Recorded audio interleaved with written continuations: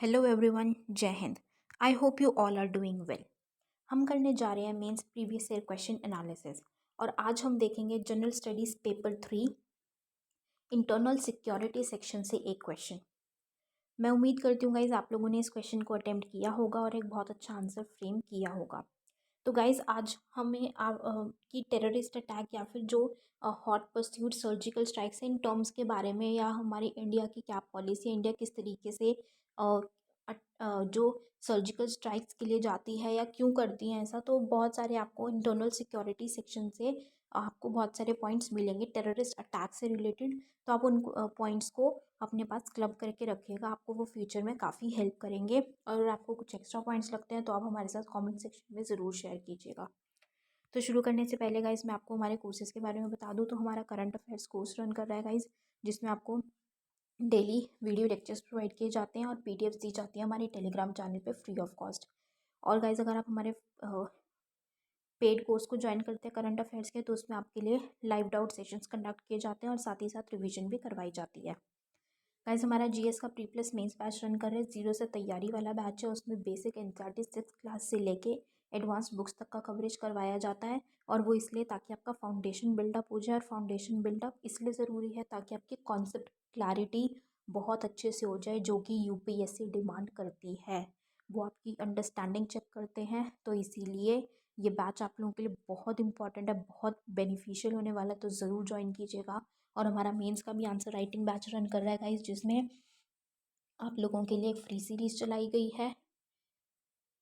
उसमें आपको Telegram channel पे कुछ क्वेश्चंस दिए जाते हैं और मॉर्निंग में ऑल डे लॉन्ग आप उन क्वेश्चंस को अटेम्प्ट करते हैं और नाइट में आपको 8 PM पे उन क्वेश्चंस का वीडियो एनालिसिस दिया जाता है और साथ ही साथ पीडीएफ्स भी दी जाती हैं आपको हमारे टेलीग्राम चैनल पे ही।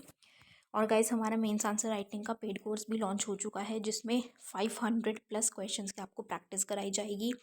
बिल्कुल बेसिक से एनसीईआरटी से क्वेश्चंस की आपको प्रैक्टिस कराना स्टार्ट करेंगे और धीरे धीरे आपको एडवांस लेवल तक लेकर जाएंगे, ताकि आपकी प्रिपरेशन बहुत अच्छी हो जाए और आप मेंस रेडी हो जाओ। तो हमारी एक्सपर्ट फैकल्टी हैं, वो आपके क्वेश्चंस को इवैल्यूएट करेंगे, आपको सजेशंस देंगे, आपको इम्प्रूव करने में हेल्प करेंगे। और जो इवैल्यूएशन है वो इंग्लिश और हिंदी दोनों ही लैंग्वेजेस में किया जाएगा।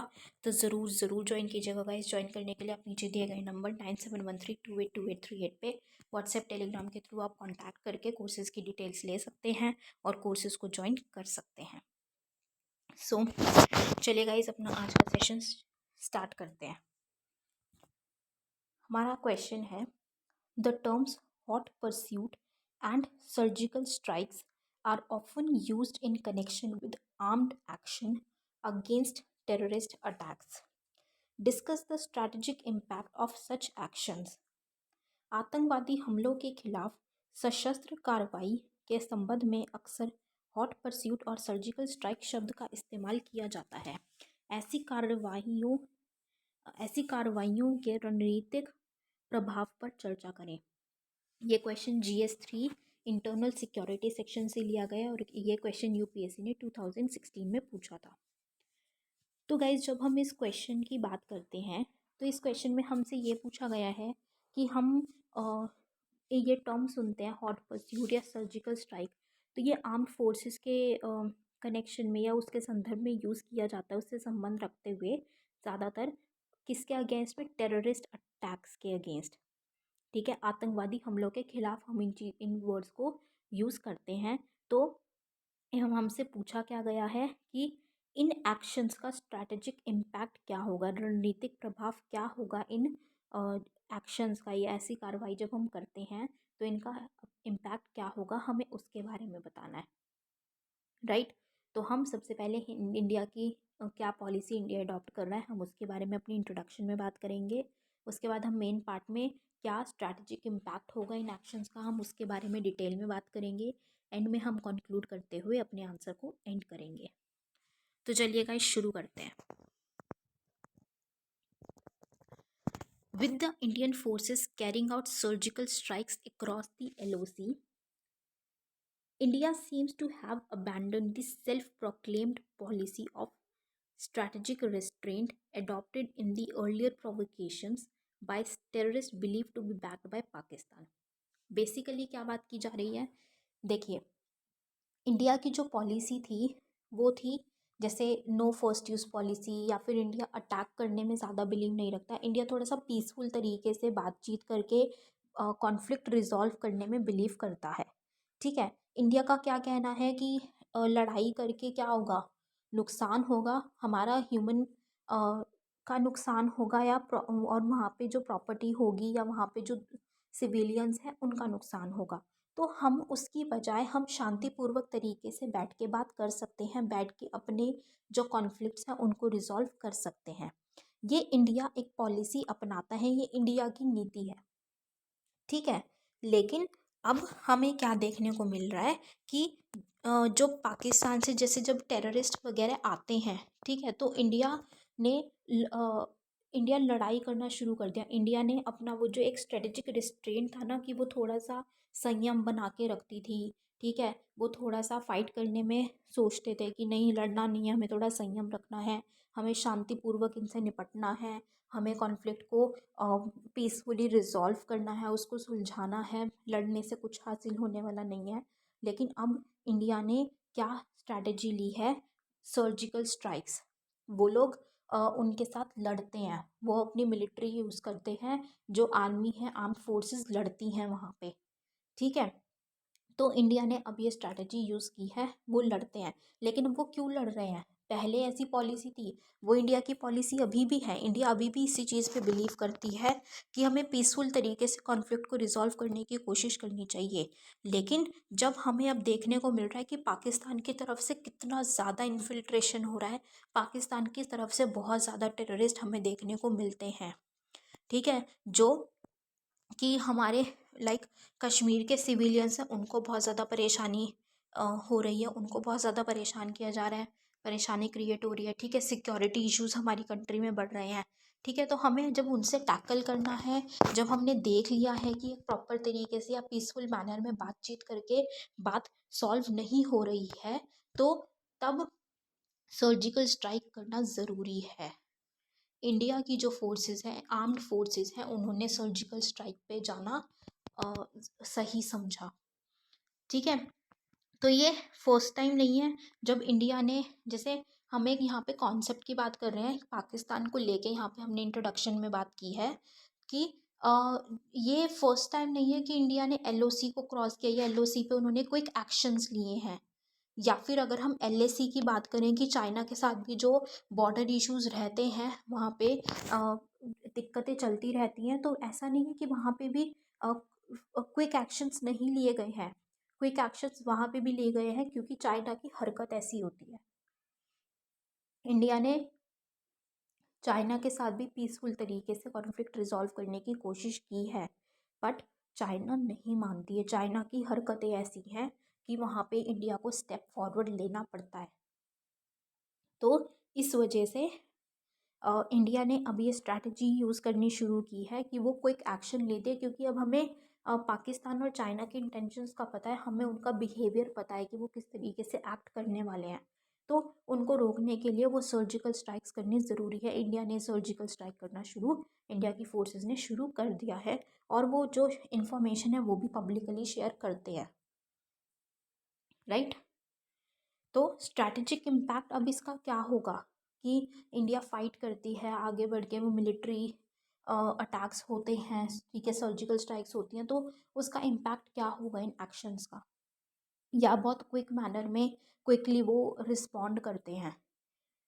First is, this surgical strike indicates that India's technical capabilities, मतलब कि जो इंडिया की तकनीकी क्षमताएं, टेक्निकल कैपेबिलिटीज, अब हम अगर स्ट्राइक कर रहे हैं, ऐसे अटैक्स कर रहे हैं, अगर हम फॉरवर्ड जाके जब हम स्ट्राइक्स पे जा रहे हैं, तो उसका क्या मतलब है सर्जिकल स्ट्राइक का, कि हमारी जो टेक्निकल कैपेबिलिटीज, तकनीकी क्षमताएं हैं, वो बढ़ गई हैं बहुत ज़्यादा। हम कॉन्फिडेंट है कि हम लड़ेंगे और हम लड़के जीतेंगे। और वो, जैसे मान लीजिए पाकिस्तान से जो इन्फिल्ट्रेशन हो रहे हैं, टेररिस्ट अटैक्स हो रहे हैं, हम उनको रोक पाएंगे। हम वो इतनी कैपेबिलिटी हम रखते हैं, हम में अब वो क्षमताएं हैं। ठीक है, जैसे कि हम बात करें command, control, communication, computers, intelligence के मामले में, सर्वेलांस या रिकॉग्नाइजेंस, हर चीज़ में, हर क्षेत्र में हम बहुत इम्प्रूव हो चुके हैं, हम बहुत अच्छे हैं। और हम ये मानते हैं, हम में इतनी क्षमता है कि अगर हम लड़ेंगे तो हम उनको एक ऐसा करारा जवाब देंगे कि वो अगली बार से इस तरीके से वो ऐसा काम ना करें, या हम उस कॉन्फ्लिक्ट को वहाँ पे ख़त्म ही हो जाए। तो इस मोटिव के साथ सर्जिकल स्ट्राइक की जा रही है। तो ये एक एक्शन का जो हमें इम्पैक्ट देखने को मिल रहा है, तो हमें इंडिया की टेक्निकल कैपेबिलिटीज़ का वहाँ पे अंदाज़ा लगा सकते हैं हम उससे। Next is the terms surgical strike या preemptive strike used by India were intended to make it clear to the economy that there will be repercussions and crossing the border does not guarantee immunity। कि ये जो surgical strike कर रहा है या फिर pre-emptive strike कर रहा है, कि जब हमें पता चल रहा है, अगर लग रहा है कि टेररिस्ट आने वाले हैं या कुछ ऐसा होने वाला है, चाहे पाकिस्तान की तरफ से चाहे चाइना की तरफ से कुछ हरकत होने वाली है, तो हम पहले से ही अटैक करते हैं या फिर हम सर्जिकल स्ट्राइक्स की तरफ जाते हैं। ठीक है, सर्जिकल स्ट्राइक एडॉप्ट करते हैं। तो उससे क्या है, इंडिया वहाँ पे अपने जो दुश्मन है, एनिमीज़ है, उनको ये बताना चाह रही है, ये इंडिकेशन देना चाह रही है कि अगर आप कुछ भी ऐसा काम करते हो या आप बॉर्डर क्रॉस करने की सोचते हो, तो उसके परिणाम अच्छे नहीं होंगे। तो अगली बार से आप बॉर्डर क्रॉस करने की या हमें कमज़ोर समझने की गलती मत कीजिएगा, उसके अंजाम बुरे होंगे और आपको वो भुगतने होंगे। अगर आप बॉर्डर के अंदर आ जाते हैं और आप सोचते हैं कि हम बच जाएंगे, या फिर आप बॉर्डर क्रॉस करके अगर अपनी कंट्री में चले जाते हैं तो आपको लगता है कि आप बच जाएंगे, तो ऐसा नहीं है। अगर आप कुछ गलत करेंगे या आप ऐसी कोई गलत हरकत करेंगे, तो हम उसके लिए आपको जवाब देने के लिए केपेबल हैं और हम जवाब दे सकते हैं। तो इस चीज़ का ध्यान रखना है। तो ये हम एक चेतावनी देने के लिए, उनको ये चीज़ बताने के लिए, अपने दुश्मनों को ये सर्जिकल स्ट्राइक्स की जा रही हैं, सर्जिकल स्ट्राइक्स करनी ज़रूरी है। Next is the strikes proved to be an important element for maintaining the morale of the people of India and the armed forces। ये जो स्ट्राइक्स हैं, ये इसलिए मतलब एक ज़रूरी एलिमेंट है, इन्होंने प्रूव किया है, इस चीज़ के लिए साबित हुई हैं ये, कि भाई जब ये स्ट्राइक्स की जाती हैं तो जो लोगों का विश्वास है वो और ज़्यादा बढ़ जाता है, और लोगों का जो मनोबल है वो और ज़्यादा बढ़ता है, आत्मविश्वास उनका बढ़ता है, और जो आर्म्ड फोर्सेस हैं उनका भी मनोबल बहुत बढ़ता है। तो इसीलिए भी जो है सर्जिकल ये जो स्ट्राइक्स हैं, ये बहुत सफल साबित हुई हैं, बहुत महत्वपूर्ण साबित हुई हैं। Next point is the strike reinforced the credibility of the government and displayed its resolve, even as justified restraint and maturity was on display। मतलब अब जैसे हमने बात की थी कि इंडिया की क्या पॉलिसी है कि पीसफुल तरीके से कॉन्फ्लिक्ट रिजॉल्व करना है। ठीक है, शांतिपूर्वक तरीके से बातचीत करनी है, बैठना है, एक टेबल पे आओ, बैठो, बात करो, क्या क्या दिक्कतें हैं, एक कॉन्वर्सेशन करके उनको रिजॉल्व करने की, सुलझाने की कोशिश करो। ठीक है, लेकिन तो ये जो रिस्ट्रेंट है कि भाई फाइट नहीं करनी है, बातचीत करनी है, या हमें बड़प्पन दिखाना है, ठीक है, तो वो हमारा सबसे पहला ही है, वो हम टॉप मोस्ट उस पर ही रखते हैं, वो हमारा प्राइमरी पॉइंट होता है। ठीक है, वो हम तब भी डिस्प्ले पे ही रखते हैं, सबसे ऊपर टॉप मोस्ट हमारा पॉइंट वही रहता है कि पहले आरामदारी से, अगर हो सकता है शांतिपूर्वक तरीके से, तो हम बात करेंगे। लेकिन जब हमें दिखता है कि ये पॉसिबल ही नहीं हो पा रहा है, या जो जो हमारे ओपोनेंट्स है, एनिमी पार्टी है, वो इस चीज़ के लिए अग्री नहीं कर रही है, या वो ऐसी हरकत कर रही है अभी कि अग्रीमेंट करना या वहाँ पे बात करना, पीसफुल तरीके से रिजॉल्व करना पॉसिबल ही नहीं है, तो उस टाइम पे स्ट्राइक करना ज़रूरी हो जाता है। तो वहाँ पे जब स्ट्राइक करते हैं तो जो सरकार की क्रेडिबिलिटी है वो भी बढ़ती है। ठीक है, और ये पता चलता है कि अगर भाई हम फर्स्ट स्टैंस पे हम बात करने के लिए पॉइंट रखते हैं, हम फर्स्ट स्टैंस पे बात करने के लिए आगे आते हैं, प्रॉपर तरीके से पीसफुल तरीके से रिजॉल्व करने के लिए आगे आते हैं। बट आप नहीं आए तो वहाँ पे सरकार अपनी क्रेडिबिलिटी दिखाती है और अपना वहाँ पे रिजॉल्व करने की उनकी जो वो लोग थे आगे रिजॉल्व करने के लिए, वो भी पता चल जाता है उनका कि हाँ हम रिजॉल्व करने आए थे बट आप नहीं आए, so we are attacking now. अगर आपने नहीं सुनी तो अब हम अटैक कर रहे हैं and you have to take it over. और this act would also counter India's image of being a soft state. अब क्या है, एक चीज़ ये भी है, अब ये पॉजिटिव वे में भी ले सकते हैं हम और नेगेटिव वे में भी। कैसे कि इंडिया को ना एक सॉफ्ट स्टेट के तौर पे माना जाता है, मतलब नरम राज्य है, कि इंडिया नरम राज्य है, सॉफ्ट स्टेट है। क्यों? क्योंकि इंडिया अटैक करने में बिलीव नहीं करती है, या इंडिया फर्स्ट, या न्यूक्लियर के मामले में, या फिर फाइट्स में फर्स्ट यूज पॉलिसी की, या सबसे पहले आगे आने की, लड़ाई करने के मामले में इंडिया बिलीव नहीं करती। इंडिया पीसफुल तरीके से बात करने में बिलीव करती है। तो इंडिया को जो एक टाइटल है सॉफ्ट स्टेट का, तो अगर इंडिया ऐसे स्ट्राइक्स करेगी तो सॉफ्ट स्टेट का टाइटल जो है, जो इमेज उसकी बनी हुई है, वो उस पे मतलब काउंटर एक्ट करेगा, वो इमेज उनकी चली जाएगी।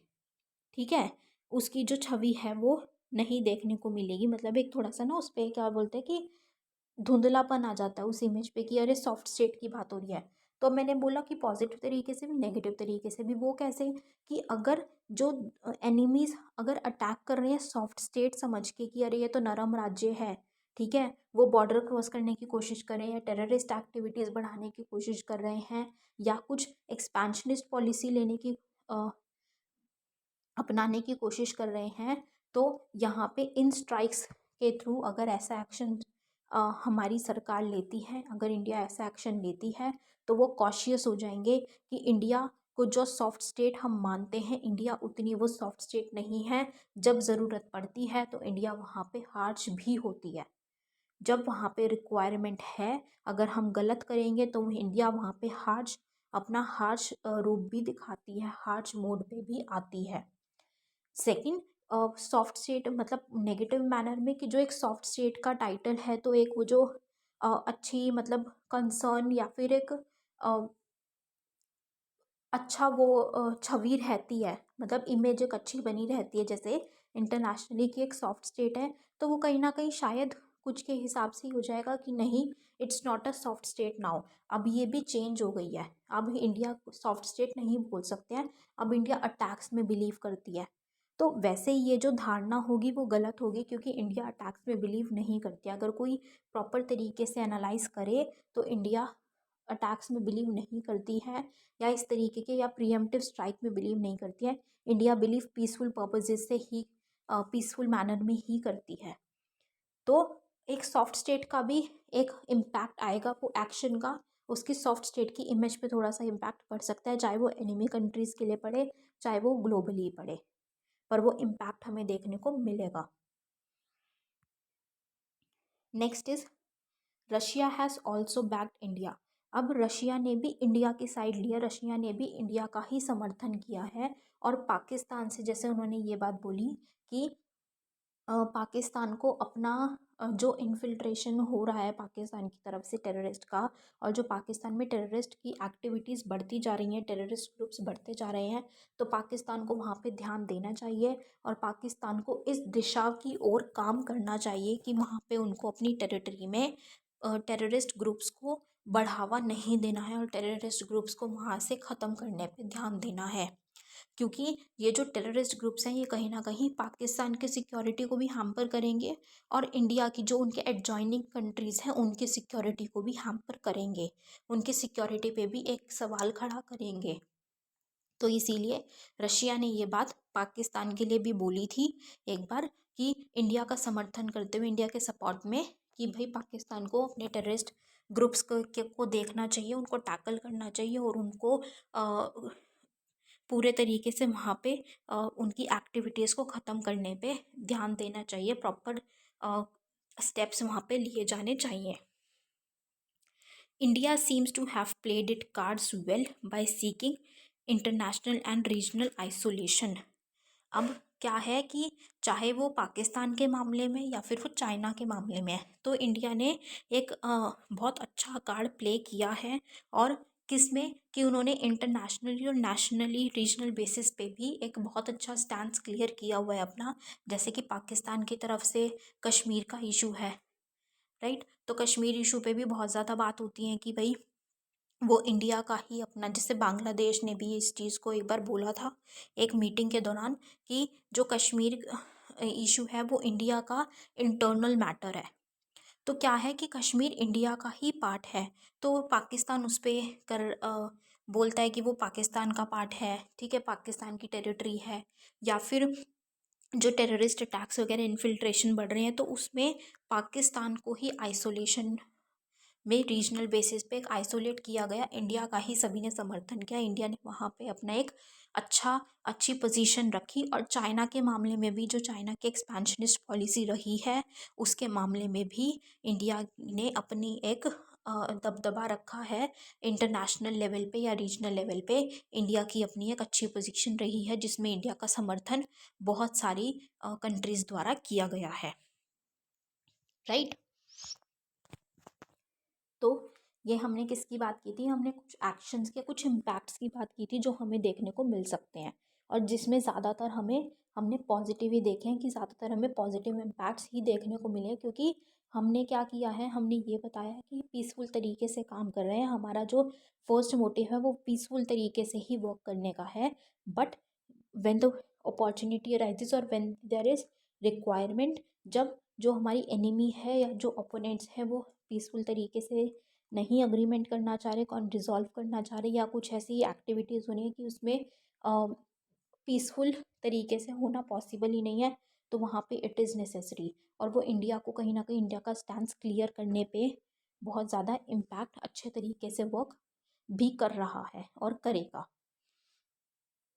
तो हम इसको किस तरीके से कंक्लूड करेंगे कि बहुत सारे नेगेटिव इम्पैक्ट, जैसे हमने बोला कि कुछ पॉजिटिव, जैसे पॉजिटिव है कि इंडिया की टेक्निकल कैपेबिलिटीज़ पता चल रही हैं, इंडिया की सॉफ्ट स्टेट का हमें एक इमेज का चेंज होगा थोड़ा सा, ठीक है। इंडिया की एनिमी कंट्रीज़ को थोड़ा सा पता चलेगा कि क्या रिपरकशंस हो सकते हैं अगर इंडिया अगर इस अटैक करने पे आती है। तो पॉजिटिव हैं, बट उसके साथ साथ नेगेटिव इम्पैक्ट्स भी हैं उसके। जैसे कि जब हम बात करें, मान लीजिए जब नेगेटिव इम्पैक्ट्स क्या है कि अगर हम अटैक करते हैं तो क्या होता है, कॉन्फ्लिक्ट बढ़ता है, लड़ाई बढ़ती है। लड़ाई बढ़ने में क्या होगा कि वहाँ पे जो सिविलियंस है, मान लीजिए पाकिस्तान है, पाकिस्तान के साथ लड़ाई, अगर कॉन्फ्लिक्ट इंक्रीज़ हो जाएगा, तो कॉन्फ्लिक्ट इंक्रीज़ होने में क्या होगा कि उनकी तरफ से टेररिस्ट का इन्फिल्ट्रेशन और ज़्यादा बढ़ जाएगा। तो इंटरनल सिक्योरिटी भी प्रॉब्लम आएगी, और जो वहाँ के सिक्योरिटी फोर्सेस हैं वो भी, उनकी भी दिक्कत है कि उनकी लाइफ को भी हार्म हो सकता है। और सेकेंडली कि अगर मान लीजिए वो अगर बॉर्डर क्रॉस करके फाइट करते हैं, अटैक करते हैं, या फिर अगर इस साइड, तो ऐसे भी चांसेस हैं कि वो ट्रैप किए जा सकते हैं एनिमी कंट्री के द्वारा, ठीक है। एनिमी की जो टेरिटरी है उसमें उनको पकड़ के रखा जा सकता है, ट्रैप किया जा सकता है, उनको वहाँ पे एक्सप्लॉइट किया जा सकता है, हैरेस किया जा सकता है, ठीक है। सिविलियंस को प्रॉब्लम्स पहुँचाई जा सकती है, राइट। और जैसे कि बॉर्डर क्रॉस करते हैं तो वो एक इंटरनेशनली मतलब निंदा का कारण भी बन सकता है कि आपने कंट्री के बॉर्डर को क्रॉस किया और आपने जो रेगुलेशंस हैं उनका प्रॉपर तरीके से पालन नहीं किया, तो इंटरनेशनल बेसिस पे एक सेंश्योर को वायलेट करने का एस्पेक्ट भी वहाँ पे हमें देखने को मिल सकता है कि आपने निंदा की है, उल्लंघन किया है,